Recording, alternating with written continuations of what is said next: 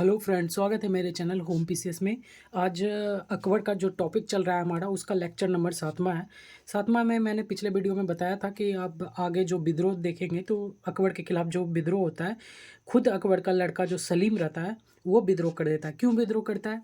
क्या वजह रहती है कि सलीम खुद ही विद्रोह कर देता है? अकबर का खुद का बेटा और अकबर के खिलाफ विद्रोह कर देता है। ये विद्रोह कब तक होता है, कब से कब तक? तो 1599 से 1604 ईस्वी तक होता है। क्या होता है ना कि सलीम का जो मतलब उम्र जो है ना 30 से 32 साल होने वाला रहता था, उसके मन में हमेशा चलता रहता था, अब कब मुझे राजा बनाएगा अकबर, कब मुझे गद्दी देगा, बूढ़ा हो जाएंगे तब देगा। ऐसे मन में खौफ चलते रहता था और अलग अलग के लोग शनकाते भी रहते थे कि तुम्हें राजगद्दी नहीं देगा, ये वो, तो बूढ़ा हो जाओगे, मर जाओगे। तो उस कारण है ना सलीम जो है विद्रोह कर देता है। तो आइए सलीम के बारे में थोड़ा सा जान लेते हैं। उसके बाद जब यही सलीम जो आगे जाके जहांगीर के नाम से प्रसिद्ध होगा और जहांगीर राजा बनेगा, ठीक है ना। तो आइए तो इसके बारे में थोड़ा सा डिटेल से देख ले। बचपन का नाम इसका शेखू बाबा था। सलीम का जो बचपन का नाम क्या था? शेखू बाबा। सलीम का जन्म 13 अगस्त 1569 ईस्वी को फतेहपुर सीकरी में हुआ। शेष सलीम चिश्ती की कुटिया में राजा भारमल की बेटी कछवाहो राजकुमारी जोधा से होता है। जोधा से उत्पन्न होता है कौन? सलीम, ठीक है ना। अकबर ने मन्नत मांग रखता है। अकबर मन्नत मांगा हुआ था कि सलीम का अगर जन्म होता है तो अजमेर के ख्वाजा मोहिद्दीन चिश्ती के दरगाह पे पैदल यात्रा करूंगा। और ये मन्नत मोहिद्दीन चिश्ती के दरगाह पे से ही मांगता है। और ऐसा करने के बाद अकबर इस यात्रा को पूरा भी करता है, मन्नत को पूरा भी करता है। अब देखिए 1599 ईस्वी में जब अकबर खानदेश पे खानदेश का जो राजा था मीरन बहादुर पे चढ़ाई करने जा रहा था, उसी समय क्या करता है? सलीम विद्रोह कर देता है कि अब हमको राजा वाजा बनाएगा नहीं, ये खुद ही चढ़ाई करते रहेगा और गद्दी खुद ही रखेगा। तो पूरा पियक्कड़ भी था, दारू पी के बहुत नौटंकी करता था। त तभी मतलब खानदेश पे जाने से पहले अकबर ने क्या किया था कि सलीम को जो है ना, सलीम को, वही जहांगीर को अजमेर का गवर्नर नियुक्त करके गया था कि तुम अजमेर का गवर्नर हो। ऐसे मतलब नौटंकी करते रहता था सलीम की, घर में भी लड़ाई झगड़ा करता था। तो अजमेर अजमेर का गवर्नर बना दिया था उसको अकबर। और सलीम को बोला था कि जाओ मेवाड़ पे राजा अमर सिंह पे चढ़ाई करने के लिए जाओ। वहाँ पे आदेश दे दिया अकबर कि जाओ मेवाड़ में जो राजा अमर सिंह है उस पर लड़ाई करो। परंतु सलीम जो है ना अकबर की तरह, अकबर तो बहुत कठिनाइयों से पला बड़ा था, बहुत सारे दुख झेले थे बचपन में, लेकिन सलीम जो है एकदम लाड प्यार से पोस पाला गया था और बहुत ही प्रिय था अकबर का। वो मतलब बहुत मन्नतों के बाद पैदा हुआ था वो, और बहुत ही लाड प्यार से रखता था उनके दादी माँ अकबर वगैरह, उनके माता वगैरह सब कुछ। और राजस्थान की जो मेवाड़ में जो राजस्थान में जो मेवाड़ है उसकी पहाड़ियों में गर्मी, धूप, जंगलों, युद्ध करना नहीं चाहता था, ऐशो आराम की ज़िंदगी चाहता था सलीम। तो इस तरीके के इस जगह पे युद्ध करना नहीं चाहता था। अकबर का जो द्वितीय पुत्र था, दूसरा मुराद, वो 1599 में ही मर गया। देखिए 1599 में खानदेश पे आक्रमण करने गया है कौन? अकबर। और 1599 में ही उधर जो मुराद है दारू पीने से मर गया। बहुत ही पियक्कड़ करता है, यही दारू पीना इसको भी सिखा देगा। और पियक्कड़ पियक्कड़ ये भी बहुत दारू पिएगा। इसी बीच अकबर का तृतीय पुत्र दानियाल, उस पे अकबर अपना कृपा दृष्टि बनाए लगता है। देखिए एक पुत्र तो मर ही गया, दूसरा बात सुन नहीं रहा, आप इसे बाहर है, और तभी तो इसका दृष्टि इस पे बनाने लगे। अकबर का तृतीय पुत्र दानियाल पे दृष्टि बनाने लगा अकबर। देखिए अजमेर का गवर्नर बना दिया था सलीम को। अब अजमेर में जो शहबाज कम्बू था, एक व्यक्ति था शहबाज कम्बूज, अकबर का ही आदमी था और सलीम की देखरेख करता था वो। और मतलब शक्तिशाली आदमी था और आधा से ज़्यादा कमान इसी के अंदर था। इसकी मृत्यु होने के बाद सलीम क्या करता है? संपूर्ण धन दौलत जब्त कर लेता है इसका, शहबाज कम्बू का, और इलाहाबाद रवाना हो जाता है। इलाहाबाद का किला अकबर ने ही जीता था और अकबर का ही राज था वहाँ पे। तो सलीम ने सोचा कि इलाहाबाद पे ही हम अपना राजपाट बनाएंगे, अलग से राजा, खुद को राजा घोषित करेंगे, ऐसा सोचा। और धन दौलत जब्त करके इलाहाबाद चल पड़ा। जैसे ही यह बात उसकी दादी को पता चला, जैसे ये बात उसकी दादी को मतलब अकबर की माता को पता चला, उसे समझाने निकल पड़ी। किंतु उनसे बचकर सलीम जल्दी ही यमुना पार कर इलाहाबाद की ओर चल पड़ा। एकदम सोच लिया था कि इलाहाबाद में जाके हम राजा बनेंगे। मार्ग में रास्ते में क्या था? बिहार से आते हुए शाही खजाने अकबर के दरबार में आ रहे थे, बिहार से शाही खजाने, बोला उसको लूट लिया। उसको लूटा किस छीन लिया? लूटा कैसे? बोला कि हम अकबर का पुत्र हैं, उसको जानते ही थे सब लोग, और सारा खजाना खुद ही लेके, और बोला कि दरबार में जाएंगे, मुगल दरबार में, वहाँ पे दिल्ली में, लेकिन वो इलाहाबाद चल जाता है। सर धन दौलत लूट के इसलिए जाता है लेके कि ताकि वहाँ जाके कोई दिक्कत का सामना नहीं करना पड़े, और पैसे रहेगा तभी तो कुछ कर पाएगा, बिना पैसे का कौन उसकी बात सुनेगा। तो सब लोग तो जानते ही थे अकबर का पुत्र है। जैसे ही इलाहाबाद पहुँचते ही निजी अफसरों की नियुक्ति कर दिया। अब निजी अफसरों की नियुक्ति कैसे करेगा, कोई बात उसकी क्यों सुनेगा। जैसे ही निजी अफसरों की नियुक्ति करने के और सबको तनख्वाह दे देता है, इलाहाबाद, अवध और बिहार में निजी अफसरों की नियुक्ति कर देता है। अकबर इस समय खानदेश में असीरगढ़ के घेरे में व्यस्त था। मैंने बताया था कि पिछले वीडियो में कि असीरगढ़ घेरे को 6 महीने डेरा डाल के बैठा था अकबर, दरवाज़ा खुल ही नहीं रहा था। जब सोने की कुंजी इस्तेमाल किया तब खुला। जब यह समाचार उसे पता चला, किसको, अकबर को, कि सलीम विद्रोह पे उतर आया, मतलब इलाहाबाद में जाके अपना राजपाट चलाने लगा, तो सलीम को एक पत्र लिखवाया, किसी से पत्र लिखवाया और भेजा कि समझाने को, पत्र में समझाने के बारे में लिखा है कि समझ जाओ, नहीं तो हम अगर आ गए तो बहुत मारेंगे पीटेंगे तुमको, ऐसा काम मत करो, मेरे अंडर रहो, ये वो बहुत कुछ लिखा पत्र में। तो सलीम पत्र को फाड़ के फेंक देता है, आनाकानी में जवाब दिया, ठीक से जवाब भी नहीं दिया। अकबर ने सलीम के, अब अकबर पत्र से बात नहीं बना तो सलीम का जो बचपन का दोस्त था, सहपाठी शरीफ, उनका नाम था शरीफ, उसको भेजा कि जाओ यार, भटक गया है, समझा बुझा के लाओ, तुम्हारा बात मानता है, तुम साथ रहे हो बचपन से। तो जैसे ही शरीफ वहाँ जाता है तो सलीम क्या करता है, सलीम उसको मंत्री का ओहदा दे देता है कि अब तुम यहाँ मंत्री बन के रहो, अकबर के अंडर काम नहीं करना है तुमको, मेरा मंत्री बन के रहो। अब मंत्री बन गया तो, मंत्री बना दिया तो काहे लौट के जाएगा वापस अकबर के पास। अब अकबर का दिमाग ठनक गया, पागल सा होने लगा एकदम। अकबर इतना ज़्यादा विद्रोह कर देता है, इसका खुद का लड़का इतने मन्नतों से मांगने के बाद, कि अकबर इतना गम में डूब डूब जाता है, इतना, जितने भी उसने साम्राज्य स्थापित किए थे सब एकदम बर्बाद हो जाता है। और अकबर सोचते सोचते अकबर की मृत्यु भी हो जाती है इसके पुत्र के कारण ही।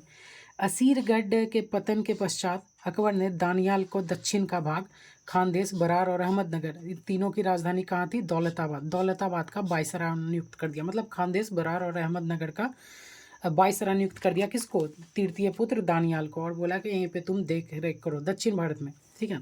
सलीम के विरुद्ध कार्रवाई पूरी तरह से विद्रोह पर उतर आया। कौन, अकबर सलीम के विरुद्ध कार्रवाई एकदम पूरी तरह विद्रोह से उतर आया, ठीक है ना। इतना सलीम विद्रोह करने लगा, इतना अन्याय करने लगा कि अकबर सोचा कि अब ना कुछ किए तो फिर ना कुछ कर पाएंगे।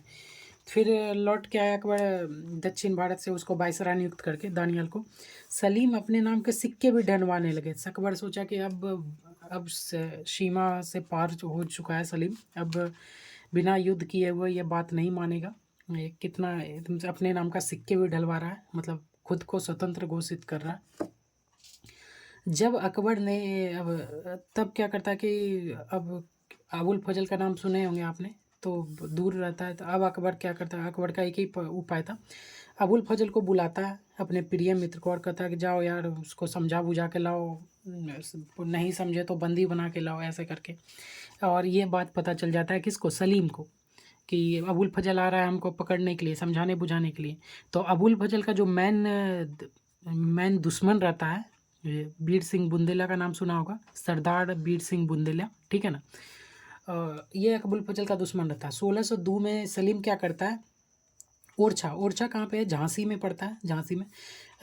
विद्रोही बुंदेला को, बीर सिंह बुंदेला को क्या करता है कि नासवर के पास अबुल फजल की हत्या कर देता है बीर सिंह बुंदेला, किसके आदेश पे, सलीम के आदेश पे। अब तो अकबर आग बबूला हो गया, इसका प्रिय मित्र मर चुका था, सलीम के कारण आग बबूला हो गया, और बीर सिंह बुंदेला को मार डालने का आज्ञा दे दिया। लेकिन बीर सिंह बुंदेला बचता रहा, क्योंकि उसके ऊपर सलीम का हाथ था और खुद अकबर के बेटे का हाथ था, तो बचता रहा और अभी बच ही गया, मरा नहीं अकबर के हाथों।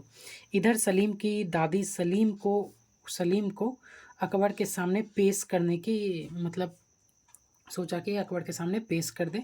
और सॉरी यहाँ पे थोड़ा मिस्टेक हो गया। इधर सलीम की दादी जो है अकबर की माँ है, सलीम के पास गया, समझा बुझा के, बहुत मेहनत करके कि तुम इतना कदम उठा रहे हो, तुम इतना गलती कर रहे हो, तुम्हें अकबर राजा बनाएगा कभी, ऐसा समझा बुझा के अकबर के पास लाया और बोला कि क्षमा मांगो, हाथ पैर जोड़ लो, नहीं तो अकबर तुम्हें भी मारेगा और राजा भी नहीं बनाएगा। तो ऐसे करके तो अकबर को लगा कि अब समझ गया है मेरा पुत्र सलीम, लेकिन ऐसा होता नहीं है। 1603 में अकबर ने पुनः सलीम को मेवाड़ पर आक्रमण करने के लिए भेजा, लेकिन आनाकानी करने लगा, बोला हम मेवाड़ नहीं जाएंगे, तबीयत खराब है, नाटक करने लगा। और उसने आज्ञा मांगा कि फतेहपुर तक पहुंचने के पश्चात साथ में तो जा रहा था अकबर, नहीं, मेवाड़ जा रहा था, सलीम जा रहा था। फतेहपुर पहुंचने के पश्चात वह बोलता है अकबर को पत्र लिखकर कहता है कि हमको इलाहाबाद जाना है, मेवाड़ नहीं जाना है, इलाहाबाद जाना है। और अगर बोलता है कि आप आज्ञा दे पत्र में। उधर से अकबर का पत्र आया भी नहीं, और ये लिखा था पत्र में कि हमको वो इलाहाबाद से गोला बारूद लेना है, गोला बारूद बहुत है इलाहाबाद में, तभी हम गोला बारूद लेके मेवाड़ जाएंगे। अकबर समझ गया कि आनाकानी कर रहा है, वो इलाहाबाद में ही बसेगा और जाएगा नहीं, तो बोला कि जाओ तुम जहाँ जाना है जाओ, हम मेवाड़ का मैटर खुद ही देख लेंगे। तो इलाहाबाद में शहजादा सलीम शराब का बेहद पियक्कड़ हो गया। जैसे ही इलाहाबाद पहुंचा, फिर अपना राजपाट चलाने लगा, खुद को राजा समझने लगा, घमंड आ गया था। और इतना दारू पीता था, इतना मतलब दिन भर शराब में पिए रहता है, याशी करना ये वो बहुत कम। और कई जघन्य अपराध किए हैं, ऐसे ऐसे अपराध देखिए सुनिए। 1603 में उसकी पहली पत्नी जो किसकी, सलीम के पत्नी मानसिंह की बहन, मानसिंह के बदौलत अकबर ने बहुत सारे देश पे जीते थे। जहाँ युद्ध होता था मानसिंह को भेज देता था लड़ाई करने के लिए, राजपूत राजा था शक्तिशाली, और उसी की बदौलत अकबर जीते थे।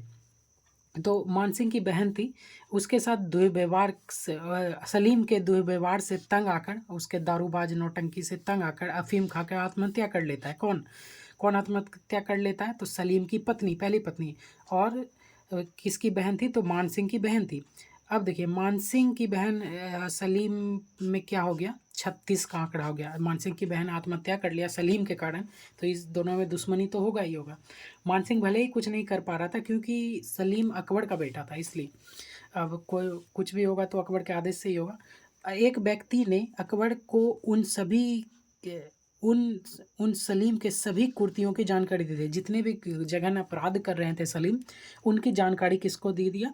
उसके अकबर को दिया कि आपका पुत्र इतना इतना गंदा काम कर रहा है, इतने मतलब तबाही मचा के रखा है। और जैसे ही ये बात सलीम को पता चलता है, उस व्यक्ति का जिंदा एक खाल खिंचवा लेता है, आदेश दे दिया कि जिंदा खाल खिंचवाओ, और खिंचवा भी लेता है। अकबर के एक प्रिय नौकर को नपुंसक बना दिया, इतना जघन्य अपराध किया। अब अकबर गुस्से में आकर खुद ही इलाहाबाद की ओर बड़ी सेना लेकर चल पड़ा कि अब तो तुम रहोगे चाहे हम रहेंगे, युद्ध करके पता चल ही जाएगा कि कौन बड़ा बाप है और कौन बेटा है। सलीम एकदम पूरा युद्ध एकदम लेकर चल पड़ा, ठीक है ना। और घर में भी अफरा तफरी मच गई, जब बाप बेटे में युद्ध होगा तो ऐसा तो होगा ही।